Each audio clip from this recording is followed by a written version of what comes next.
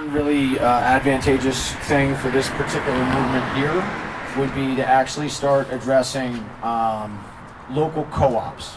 And when I say that, what I mean is my wife and I, by the way, I'm Stony Joel. Nice to meet everybody here. My wife Celinda and I started a Freedom Cell. We talked to a lot of people. Sadly, the good and bad thing, the pro and con of the Freedom Cell thing is we're talking to people by Pittsburgh. We're talking to people by Philly. We're talking to people by Harrisburg. And as good as that is, that's great. But it's tough to actually form tighter communities and actual realistic face-to-face events like we're having right now. But one thing that we absolutely love, and one of our aspirations that we're looking to indulge in when we get our property set up. So thankfully for us, a lot of the parents in our area, what they did was they got together and they said, you know what, this isn't for our children. This isn't for the best interest of our young ones. And they took it upon themselves to find a location, fund it themselves, and to have a bunch of parents and entrepreneurs and educational advocates come and actually teach life skills. Hey kids, you know, this is how you grow food. This is how you raise animals. This is how you work and cooperate with one another, not just a bunch of repetitive, monotonous garbage. And it's all completely funded by us. So events like that, like small homeschool, if you will, or unschool co-op events, this is like a key in the lock, because now you're getting to the young minds, which is the most important thing that we can do, is get in the minds of the younger Americans and the younger Pennsylvanians and beyond and so forth, to show them yes, all the stuff that you've been told your whole life is right, and we do have a tax system and there is a government body and all that stuff is true and it exists, except the fundamentals you two guys are talking about is the actual reality behind all of it. It's the actual core to what made it wonderful, 100 plus 200 years ago when the whole thing started, before it was corrupted by a list of things I don't need to tell any of you people, you probably don't know. But just, I was going to say, that is just one thing that I'm thinking about the top of my head. Charlie's idea about public areas is great as well. So if any of you do know of anything like that going on, homeschool co-ops, education type events, it doesn't even have to be an actual homeschool co-op. It could just be like summer camp type deals, or local young people event type deals where they get the young people together and try to get them to basically network and to visit and be face-to-face with their community. That kind of stuff is where I think this is going to reap the most benefit, and that's where we're going to have the most advantage. Because the more young, and not only that, but it's one thing if Cory or me stop a parent on the street and we start telling them, hey, did you know about natural law? By the way, did you realize, you know everything's corrupt, right? You know that we live in a complete slave state. You know that that's the reality, right? They're only going to take you with a grain of salt. They're not really going to listen to us. But the second you've got their children, and you're actually educating their children all at the same time, and everybody's there on the same page, and then you bring it up, and their children are listening, and their children are clinging on to this thing, now you got them. Now you get the parents right where you want them, and you're able to speak to not just the children, but the children and the parent and the whole family body as one. Now it's going to go with them. They're going to bring that seed home. They're going to have a barbecue. They're going to be with their neighbors and their neighbors' kids, and all of a sudden their kids telling their neighbor's kid, oh yeah, so anyway, did you know that the whole idea of paying taxes is total bullcrap? Did you know that? Did you know that we're basically being extorted on a daily basis? Did you know? And now they're trapped. Now they've got to talk to their neighbor about the reality of the situation that we all find ourselves in. So, I don't want to ramble on and on, but No, yeah, definitely. Basically, is the reality of the situation is we're humans. Right. Period. Through and through, we're humans. So, whatever the situation with the mask or the vaccine, it all comes down to the people that are there. That's it. And that's why when you go into a metropolitan area, you go to Chicago, you go to New York City, you go to one of these other places, yeah, you're probably going to have a lot of crap to deal with, because the herd mentality, the overall psychological overflow and overwhelming is that most of these people are sadly miseducated.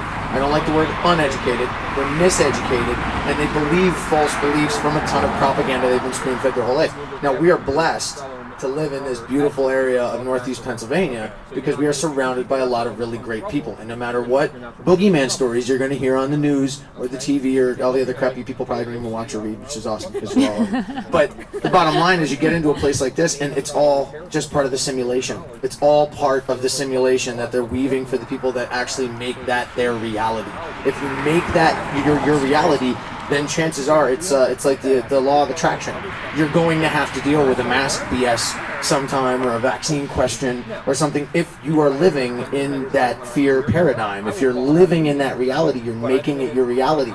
But we live in this great area in the mountains where everybody is pretty fucking chill, and everyone just grows food and raises animals, and we know that what's going on is wrong. But the question now, and the whole drive of Freedom Cell movement, what you guys are talking about here is that Rich and I were actually just talking about this when we went to the wrong parking lot up the street. But anyway, it gave him and I a nice chance to meet formally. What is going to change it? What is going to change it? Not just for you, but in totality. What is actually going to drive impending enough change to make it better for everyone? And I'm not a boundaries guy. I'm not a sovereign country guy. We're all humans. It doesn't matter what you like. It doesn't matter what you do. We're one human race, and we are at war right now with one common enemy. And the only way that we are going to win, if you want to use that word, is you need to start making resounding impacts in areas like here. So what you guys are kind of driving at and getting at with this whole message of like, where do we go? Who do we talk to? I was just talking to Rich about this, an hour ago.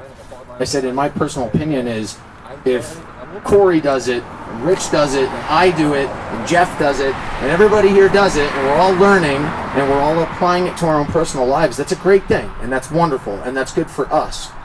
But that's not going to change it for my neighbor's kid.